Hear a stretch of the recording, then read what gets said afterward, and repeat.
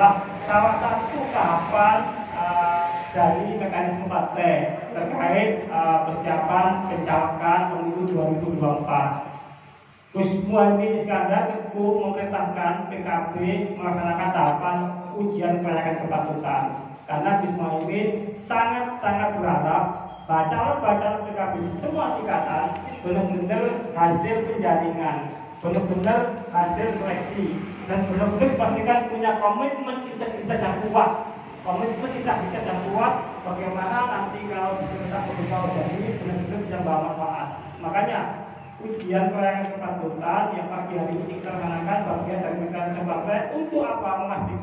Menghasilkan bagaimana caleg-caleg PKB kota ke depan, Kota Mojokerto benar-benar punya integritas, komitmen terkait masalah perjuangan, tujuan, visi-misi partai, dan tujuan untuk kemajuan NU maupun untuk kepentingan manfaat masyarakat Kota Mojokerto pada umumnya dan juga bangsa dan negara. Itu yang paling penting untuk tahapan kali ini. Sehingga kita serius. Ini merupakan bukti bahwa PKB adalah partai modern. PKB adalah partai yang terbuka dan partai yang maju. Dengan sistem UKK seleksi ini kita menunjukkan bahwa kita punya banyak kader, kita punya banyak peminat, tokoh-tokoh masyarakat banyak yang berminat ke PKB. Makanya kita butuh tahapan seleksi. Perlu kami sampaikan, seleksi UKK pada pagi siang hari ini ada beberapa jenis gelombang. Insya Allah dihadiri akan ada ujian seleksi diikuti oleh 35 orang. Luar biasa. Hanya baru tahun ini, pemilu ini PKB tidak gopocal. Mohon maaf saya sampaikan pada hadirin, beberapa tahun yang kemarin kita mesti dipusingkan terkait masalah mencari calon. Hari ini kita sudah ada stok 35 calon dengan klasifikasi masing-masing. Yang kita undang di hari ini pembekalan itu pasti 25 calon utama.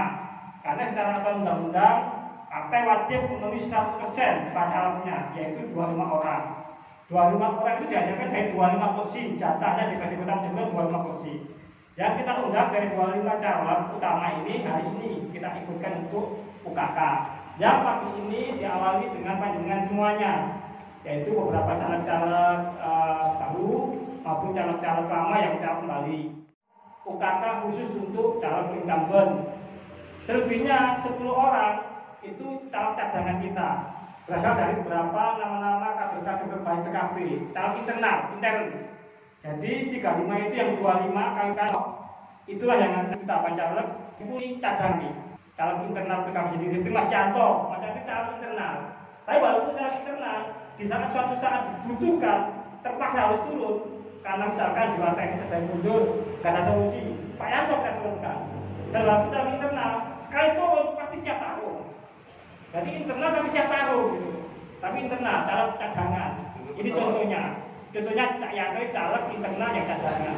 Ada jumlah 10 orang caleg cadangan. Yang kita UKK ini yang 25 utama dulu. Kalau jenengan. Perlu kami sampaikan, substansi UKK pada pagi siang hari ini, mohon maaf, ini kebijakan kami di PJP Kabupaten Mojokerto secara lokal. Untuk yang caleg-caleg di luar incumbent, kita akan jadikan UKK ini sebagai forum pembekalan, sebagai forum sosialisasi, sebagai forum interaktif antara DPC dan panjenengan selaku caleg-caleg yang baru yang bukan incumbent. Sehingga kalau ini hanya pembekalan, sosialisasi dan interaktif, mohon ini jadikan momentum yang tepat. Tetap substansi uji kelayakan akan kami gali dalam forum ini. Bukan berarti terus kita menafikan, tidak menguji sama sekali.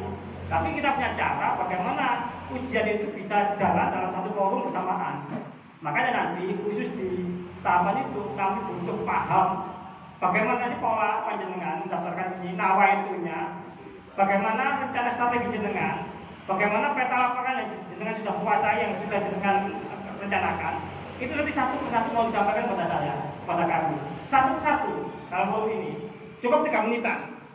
Satu persatu. Itu bagi kami sudah cukup bisa menilai jenengan. Sudah cukup. Selebihnya terkait bagaimana membangun komitmen integritas, bagaimana bisa memahami tujuan PKB berjuang, bagaimana kewajiban terhadap NU, itu nanti pembekalan. Yang saat ini berjalan ini kami lakukan sebagai DPC. Saya ini tahapan pembekalan, pengarahan awal secara besar. Nanti Sesi terakhir kita selaku BP, Sekretaris Melangkap LGP yang akan menjelaskan teknis terkait berbagai hal persyaratan yang harus diketahui oleh banyak hal. Baik persyaratan yang harus disiapkan segera secara pribadi maupun kesiapan partai secara anggota pemilu. Nanti ada kajian teknisnya. Kembali lagi dalam tahapan pengarahan yang harus saya lakukan. Panjenengan sudah saya yakini pasti punya niat ibadah. Semua bersama-sama dengan PKB punya ibadah. Ibadah berjuang oleh sistem politik. Karena apa? Kita semua sadar bangsa negara pemerintah ini tidak bisa kita tidak itu memikirkan. Karena sistem pemerintahan itu melahirkan sebuah program kebijakan. Yang kebijakan itu adalah untuk kemaslahatan umat, untuk manfaat masyarakat. Itulah penting esensinya kenapa harus berpolitik, kenapa harus ibadah. Karena untuk membangun kemanfaatan umat, kemaslahatan masyarakat.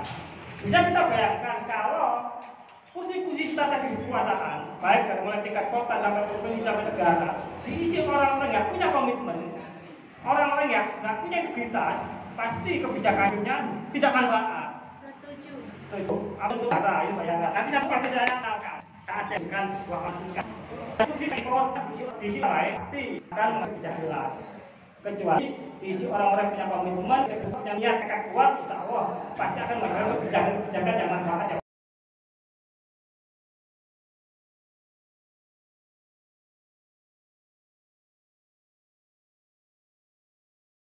Wajib panjenengan juga komitmen berjuang untuk membesarkan memajukan NU dan memajukan masyarakat Kota Mojokerto dengan berbagai macam bentuk program-program pelayanan dasar yang paling mendasar, sosial, pendidikan, ekonomi, kemanusiaan, meningkatkan kota semuanya itu komitmen ini. Karena apa? Kita juga nanti ada bagi kita melakukan kesatuan bangsa, yang ramah, masyarakat itu, jadilah pegang ujung-ujungnya. Panjenengan jangan khawatir. Nanti cara mekanis berikutnya, teknis berikutnya, setelah kali ini kita pasti akan jadwal untuk organisasi dengan sangat terkait kelengkapan dengan penuhi dengan banyak koordinasi dan sambil nunggu informasi koordinasi terkait jadwal-jadwal.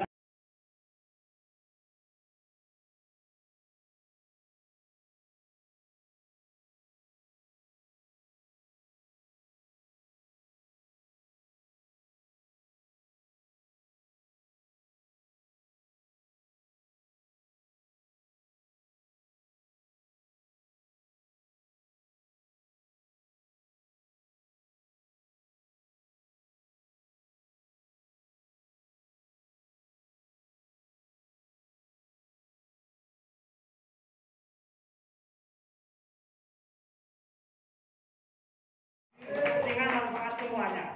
Terima kasih. Assalamualaikum warahmatullahi wabarakatuh.